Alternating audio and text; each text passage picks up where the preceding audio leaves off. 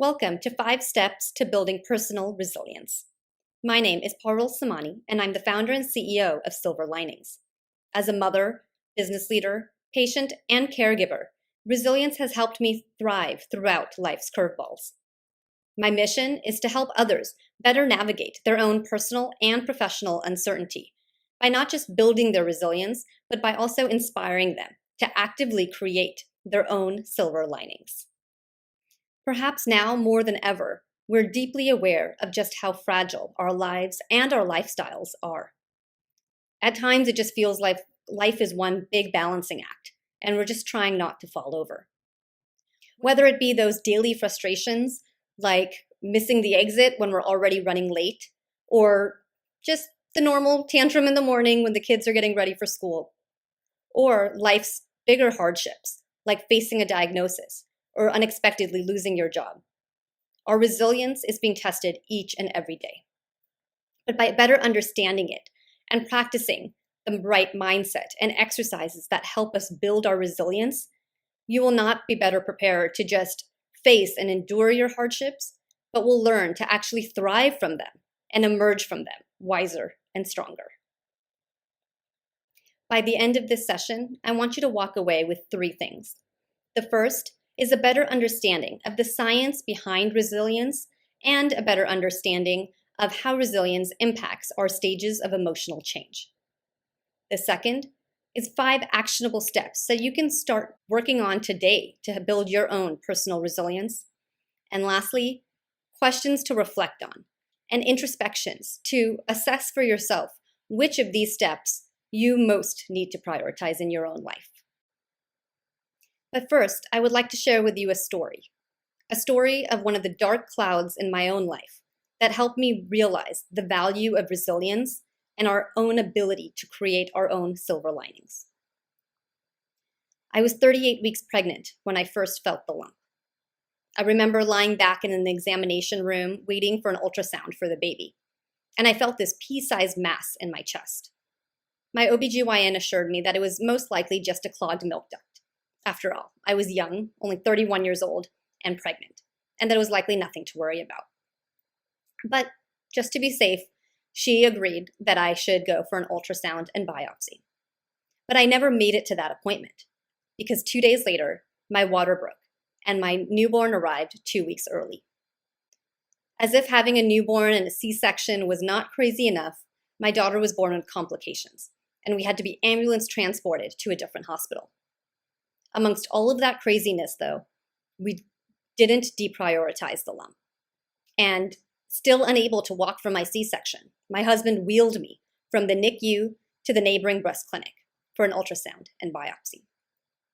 Even there, the breast surgeon assured us that the tissue feels soft. It's likely a clogged milk duct and nothing to worry about.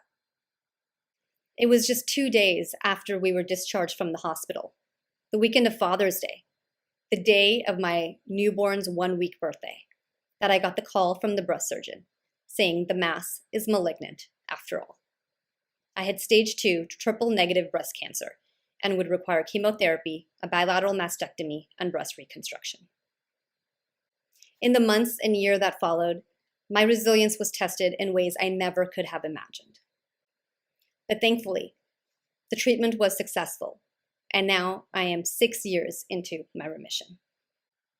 Over the years, as I've reflected on my diagnosis and treatment and that experience and the many others that have since followed, I've thought a lot about that emotional roller coaster and about how different people respond in different ways in these types of situations. And I've learned that that emotional roller coaster has a name: the Kubler-Ross change curve model. In her book On Death and Dying, based on her research of terminally ill patients, Elizabeth Kubler-Ross developed this model to reflect the changes in emotion that someone experiences upon the occurrence of a challenge or adverse event. And it documents how one's morale or competence changes over time after the onset of the shock. Initially, there's shock that shifts into denial as you refuse to believe that this change is actually occurring. Then, As reality sets in, that denial plunges into frustration and depression as you begin to accept this change or diagnosis or source of stress. And only after those early emotions is one able to then shift into acceptance, beginning to experiment with these changes in that person's life and deciding that these changes are not going away. Learning how to not just deal with them, but developing new ways to create a new normal and integrating that into their life. Before I get into the role I believe resilience plays in impacting this change curve model, let's first talk a little bit about what resilience is. Many think of it as the ability to bounce back from a situation. But I think of it as more than just bouncing back to your original shape or your original state, but actually changing and growing from that experience. But this concept of bouncing back and changing and elasticity truly does play into the science of resilience. It comes into play in the concept of neuroplasticity, this process where your brain actually physically changes shape based on how you react and experience different situations. You can think of it as taking an exercise class. If you take one Pilates class, you might have some momentary benefit, but there's no real lasting change to your health and physical body. But if you make that Pilates class a regular routine in your life, then there truly will be those beneficial changes to your body that you will experience. Similarly, the same behavior happens with your brain. If you meditate for a single day or try to do some breathing techniques for a single day, you're not really changing the shape of your brain. But if you are consistently practicing certain mindsets or certain exercises to calm yourself down, to choose positivity, to face hardship in a more productive manner, then you will actually be rewiring your brain in ways that will actually change its shape. And the next time you are faced with a challenge or hardship, your brain is more likely to respond in that more productive and beneficial way.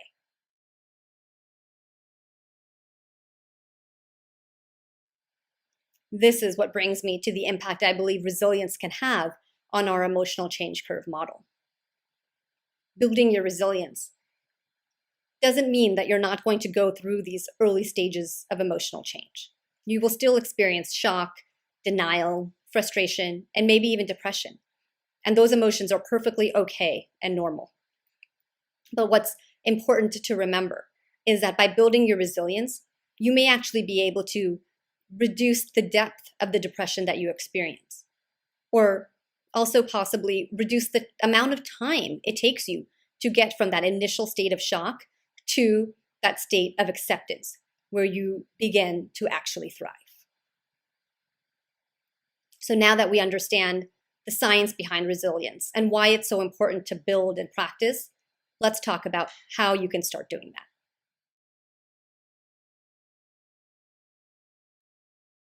One step to building your personal resilience is being intentional about the mindset you choose to have. According to the American Psychological Association, resilience is actually the process of adapting well to a challenge or adverse event or source of stress. So when you think about how it is that you're going to respond to stress, the mindset that you have about stress is very important. This brings us to the stress paradox. Do you view stress as being helpful or hurtful? Does stress cause that high-achieving leader and athlete to crumble in that moment of pressure? Or does stress actually drive someone to achieve heights that they've never reached and perform at levels they've never performed? Many of us are trained to believe that stress is unhealthy for you. Our doctors, the media, have shown us the data about how stress can be unhealthy for your body and your mind. But research indicates that the impact stress has on your body also very tightly is linked to what your mindset is about whether that stress will affect your health and whether you view that stress as being helpful or hurtful. In a survey of 30,000 US adults, people were asked 2 questions. The first is, how much stress did you have last year? And secondly, how much did the stress affect your health? 8 years later, the researchers captured the data around the health and death rates of that population.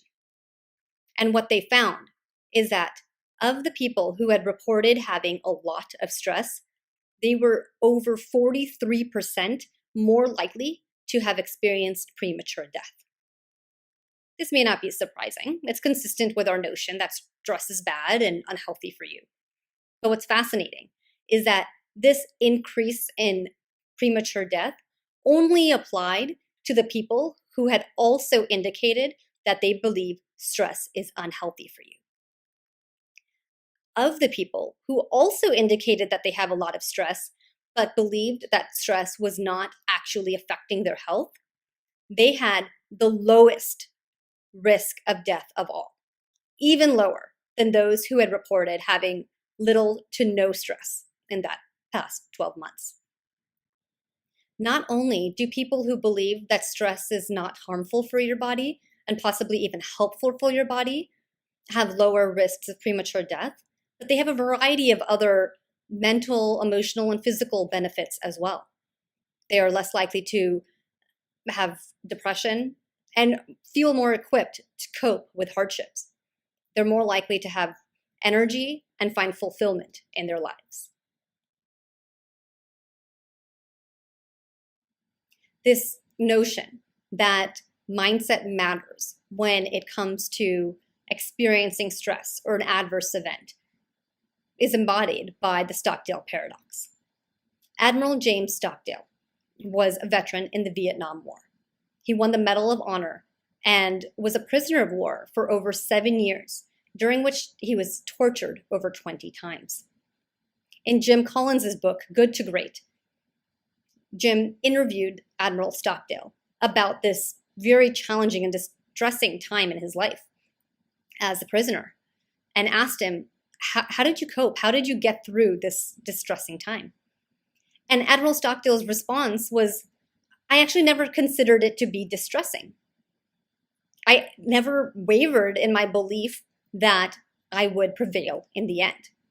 Not that I would just get out, but that I would actually be stronger because of it. A bit shocked by this response, understandably, Jim Collins then followed up with, well, what about the others? Who didn't cope as well? And Admiral Stockdale declared, oh, that's easy. It was the optimists. Because the optimists were the ones who thought that we would be out by Christmas. But then Christmas would come and go, and they would be heartbroken because there was no clarity of end in sight. Which brings us to the Stockdale paradox, which is the ability to acknowledge your situation and the brutal facts of that reality, but balance that optimism with realism by having hope that you will still prevail in the end. Admiral Stockdale went on to say, you must never confuse faith that you will prevail in the end, which you can never afford to lose, with the discipline to confront the most brutal facts of your current reality, whatever they might be. This ability to believe that you will actually grow and thrive from this hardship, and that you might even emerge stronger because of it, is very powerful. And it was a mindset that I chose to have during my own diagnosis and treatment. I had actually launched a blog called New Job, New Baby, New Cancer, and documented my entire diagnosis and treatment real time. And it was this experience of choosing to want to benefit from this experience, choosing to want to share my experience with others so that they may actually be inspired or benefit in their own lives, helped shape my own perspective, helped shape my own attitude and approach to what was an incredibly hard time in my life, but shaped it to be one that I could thrive from, one that was filled with positivity and inspiration. So the next time you are faced with a hardship, a challenge, or even a slight frustration? What mindset will you choose to have? Another key step in building your personal resilience is staying socially connected. The world's longest study on adult life is the Harvard longitudinal study of adult development that spanned over 80 years. It tracked the same population of young men, over 700 of them, from generation after generation, to identify the drivers of healthy aging. Not only were those original men tracked over time, but over the years, thousands of their own descendants were then added to the study as well. All sorts of data was collected: self-reported data, interviews, and other qualitative information, but also quantitative metrics, including medical reports and even brain scans once that became available. Many thought that the drivers of healthy aging may be money or fame and what that affords you, but the very clear conclusion of the study was that it's close relationships that keep us happier and healthier. It is close relationships that are key to a long life. Specifically, the study finds that having close relationships, a group of people that you can rely on, helps your physical and mental health. It helps your nervous system relax. It helps your brain stay younger for longer, and it reduces both physical and emotional pain. According to the Harvard psychiatrist who oversaw this study for over 30 years, starting in the early 70s, there are two foundational elements at play in this research. One is an individual's own ability to love, and the second is their ability to cope with stress in a way that does not push that love from others away. This highlights the importance of not just building our relationships, but also understanding and processing how we handle emotions and how we cope, and our willingness to turn to those friendships and turn to others in our times of need, when otherwise we might feel tempted to isolate ourselves and guard ourselves off from sharing with others what we might be going through. I learned a lot about how to help others and how to let others help me when going through my own treatment. I have always been a social person, and I've always loved birthdays. And so even the week of my first chemotherapy appointment, we had emailed our friends to both share the news of the diagnosis with them, but also invite them over for celebrating my birthday, assuming that I still felt well. And still prioritizing our daughter and her birthday party at Chuck E. Cheese the day before my first surgery. Surrounding ourselves with friends and loved ones who were aware of what was going on, and our own ability to be vulnerable and share in those ups and downs with them was an emotional support system for us throughout a very difficult time. One story that always sticks out in my mind is about a trip that I made across the country to New York. I was at a dear friend's baby shower. We hadn't seen each other in several years, but we had remained in touch after first meeting in our first jobs out of college. And I remember being in New York for this event and her more local friends asking me, "So, what brings you to New York?" And I was a little confused by the question and responded, "This baby shower." And they were so shocked that I had flown across the country to attend this baby shower. And I remember thinking, well, if I'm not going to make this investment in time to be there for my friend during this type of milestone, when would I? And I realized that not everyone prioritizes relationships or invests in them in this same way. Granted, to be able to fly across the country to attend a baby shower is in fact a luxury. But think about when was the last time you invested in your friendships? When was the last time you took the initiative? Think about what call you can make, what email you can send, and make sure you're nurturing those important relationships in your life.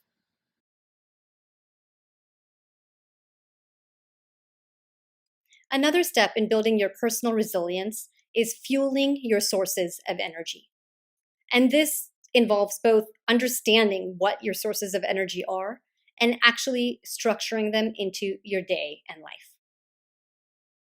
In the same way that we are very overly preoccupied with knowing if our phones are charged and even carrying around a charger in case they're running low, we need to put that same type of prioritization on our own energy and whether we're charging ourselves. This self-care spans physical health, mental health, and spiritual health. Dance and music have always been an important source of energy for me. Ever since childhood, I've loved dancing and loved performing and have found it to not only be my favorite form of physical health and exercise, but also a way to lift my spirits. But now, as a working mother of two who's had knee surgery a few years back, it's not as easy to thrive from performing and dancing in that same way that I once did. But knowing that I still need those boosts of energy helps me then prioritize and structure music and dance into my day. It takes on a very different form now, where it might be a dance party with the kids or living vicariously through their own dancing and learning. But I know that that recharges me. Take the time to find what your sources of energy are. What is the type of exercise you like to do for your physical health? What are those breaks that you need? Maybe it's reading a book or watching some mindless TV that's going to help you relax and strengthen your mental health. So I ask you, how well are you staying charged? And do you even know where your own charger is? If not, it's critical to carve out some time to reflect on what brings you joy, what helps you relax, and what energizes you. It's not sufficient to just answer those questions, but it's then critical to identify how you are going to build those experiences into your day or week and schedule, and actually taking the initiative to prioritize carving out time for them.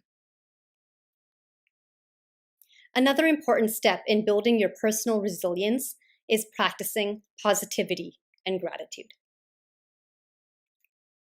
I remember the day right before I was going to begin my first round of chemotherapy.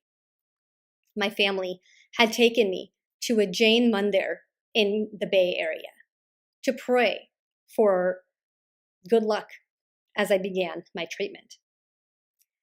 I vividly remember standing at this mandir, looking at these murtis, and thinking to myself how ironic it is that I'm praying to the same gods who gave me cancer in the first place. I decided to think about it differently. I decided that perhaps this diagnosis was inevitable, and what I was here to do is pray for the strength to face this diagnosis with as much grace as possible, and to be thankful for all of the support and resources that I had access to help me through this difficult time. And it was that change in mindset, that ability to choose positivity and gratitude, that changed my entire attitude about the experience and mentally prepared me for what was to come.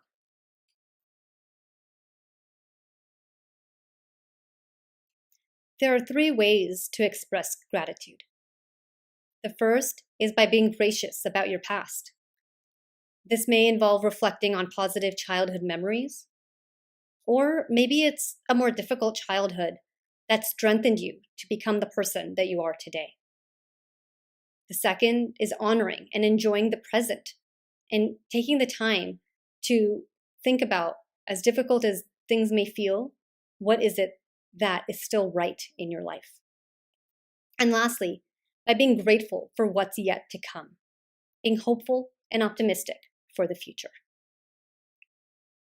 There's an activity called Rose, Rose, Thorn, Bud that we do together as a family. This concept of Rose, Thorn, Bud actually began with the Boy Scouts of America and was used to evaluate a situation, what went well, what could have been better, and is widely used in design thinking as well. But around the dinner table in our family, rose, rose, thorn, bud is a way of practicing positivity and gratitude while also nurturing conversation and reflection. The concept is that a rose is something positive that has happened in your day and has brought you smile and joy. So, what are two roses? A thorn is something that didn't go quite as planned and could have gone better. And a bud is something that you're looking forward to. Rose, Rose, Thorn, Bud has been a great way of fostering reflection and discussion in our family. And I hope it is an activity that will help foster positivity and gratitude for you as well. The last step to building personal resilience that I want to share with you today is creating silver linings. And I'm very intentional about the use of the word create and being intentional and active about your hardships and the opportunities that might lie within them. At the beginning of this presentation, I shared with you the story of my dark cloud, my diagnosis. And yet, my story actually began 2 years prior to that with a simple cheek swab. You see, my mother had had early onset breast cancer in her 30s. And when I was discussing this family history with my OBGYN, she had asked me if I would like genetic testing done to find out if I carry a higher risk. I had gotten the results of that genetic testing and received what felt like a diagnosis at that time, finding out that I do in fact carry a very high risk of both breast and ovarian cancer. But eventually, I realized the power of this information. This knowledge is what helped me advocate for my own ultrasound and biopsy when I felt that lump. It would have been so easy to dismiss by being young, by being pregnant. And in fact, after I delivered my baby and the milk came in, I actually couldn't feel the lump anymore. And it would have been so easy to believe that it had in fact been a clogged milk duct that whole time. But it was because I had gotten that genetic testing done. It was because I was aware of my risk that I advocated for myself. I got the biopsy done, and I got my diagnosis at an earlier stage when it was still more treatable. So perhaps this dark cloud of my diagnosis that I had framed was actually a silver lining to having gotten those genetic test results and having been able to catch my cancer at an earlier and more treatable stage. As I've reflected over the years, there are a number of other silver linings that have been created through this initial hardship. And two of those silver linings that I would like to share with you today have to do with my mom and dad. In this picture that was taken many years ago, you can see that my dad is wearing headphones in his ears. And this is because for nearly 25 years prior to my own diagnosis, my father had had severe hearing loss, to the point that he was over 95% deaf in both ears. Over the years, we had gotten multiple consults done and had been repeatedly told that there is still nothing that can be done for his diagnosis. And it was only when I got diagnosed and we got access to a medical consultancy through my husband's employer that were helping me on my cancer care that I thought to ask them a question of whether there's any ENTs that they would recommend for my father. They referred us to a doctor in Florida who we would just never have otherwise come across, who was willing to do a remote consultation. We sent my father's CT scans and audiology reports, and I'll never forget when he got on the phone with us for this remote consultation and said, "I can't be sure until I'm in your father's ears, but I believe he has been misdiagnosed for the past 25 years. And what he actually has can be treated by a 1-hour outpatient surgery." A few months later, after my early stages of treatment, I flew with my parents to Florida for this surgery, where it was confirmed that my father truly had been misdiagnosed and his hearing was able to be restored. It was only a few months after that my own father flew to India to care for his own mother, who had now been diagnosed with cancer, to help her through chemotherapy and her own treatment. And I'll never forget this text message I received from my father saying, feeling blessed, able to have lots of long conversations with Mummy. Topics not important. My father having his hearing restored was a tremendous silver lining that was created out of my own diagnosis.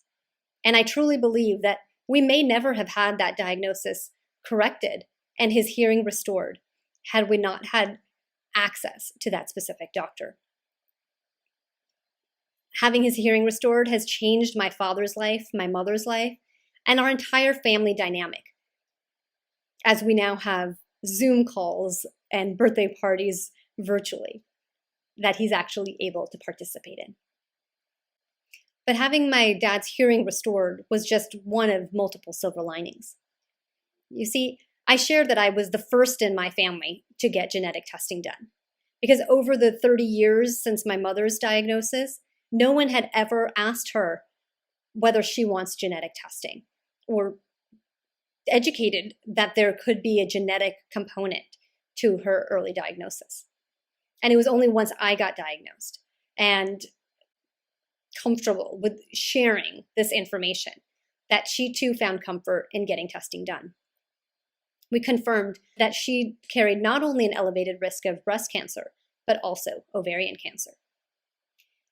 And that's the risk that I was worried about the most, because ovarian cancer is mostly detected at advanced stages when it is no longer treatable, because there's simply no effective screening mechanism for it, and by the time there are symptoms, it's too late.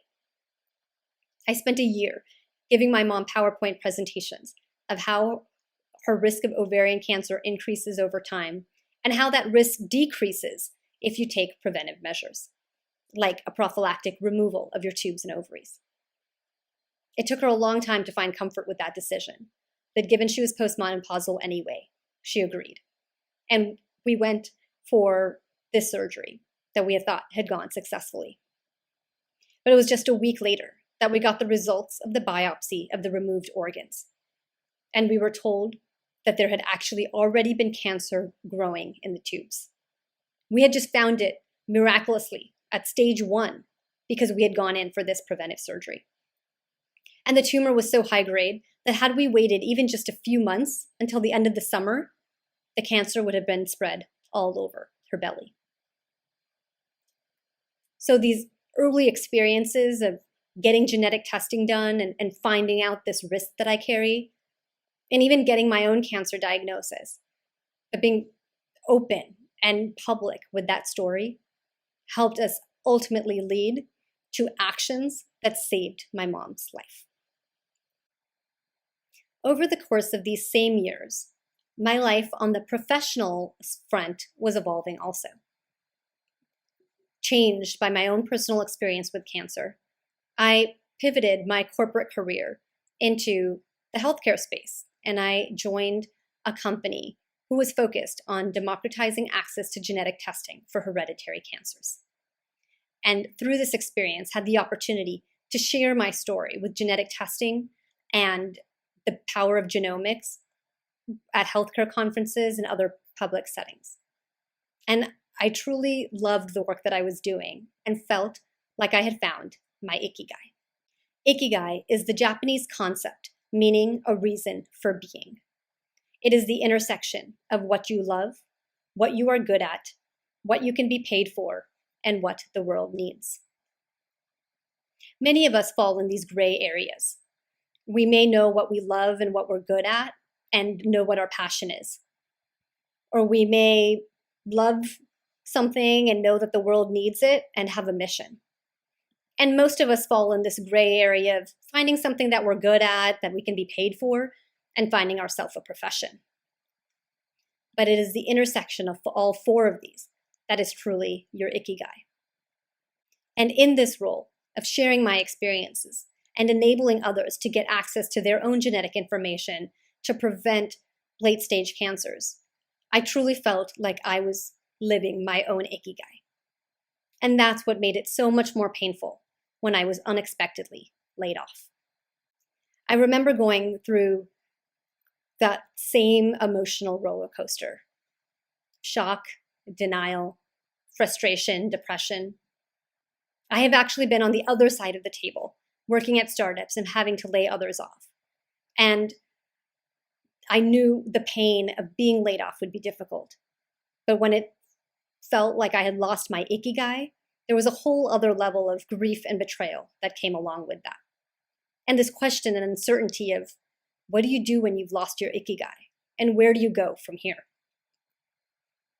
As I've reflected on that emotional roller coaster, I've realized that the same steps that had helped build my resilience and helped me face and thrive from my cancer diagnosis were actually the same steps that then helped me emerge from this challenging experience of being laid off.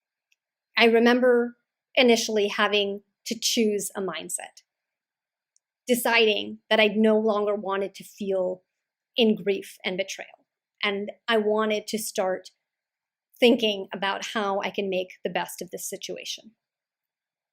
I remember initially isolating myself from others and not wanting to share this news that I had been laid off.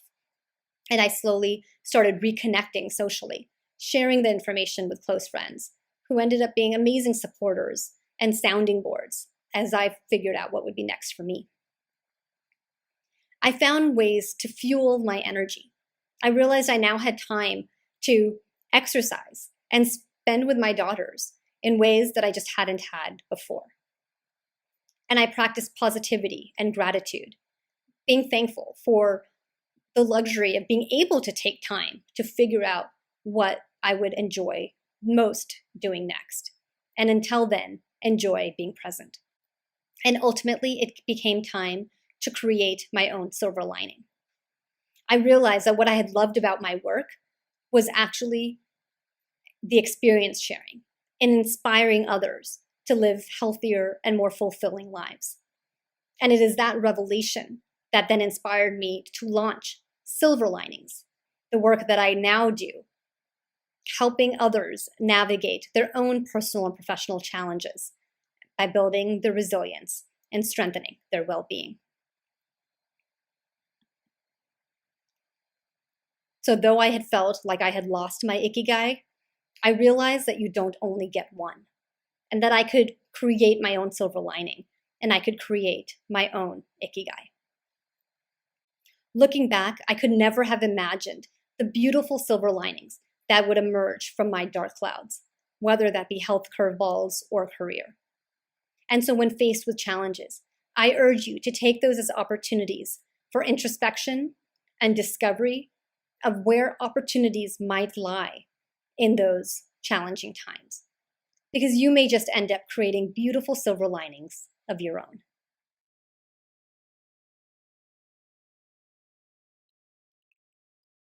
There are 5 steps to building personal resilience that we discussed today. The first is choosing your mindset and thinking about whether you are going to view challenges and stress as being helpful or hurtful. The second is staying socially connected and recognizing the importance of having people in your lives that you can turn to during times of need. But that having those relationships and building them takes time and investment. And nurturing those requires priority and initiative. The next is fueling your sources of energy. And that involves knowing what it is that energizes you and structuring those moments into your day. Practicing positivity and gratitude through actual activities like Rose, Rose, Thorn, Bud that foster reflection and discussion of what you're thankful for. And lastly, creating silver linings, seeking opportunities in times of hardship and building experiences that you never thought possible. I leave you with one final thought, and that is that resilience is a muscle. And like every muscle, it needs time and intention to build it. But by embracing these learnings and these steps, I truly believe that you can strengthen your own personal resilience and prepare yourself to not better endure these current or future challenging times, but also emerge from them wiser and stronger.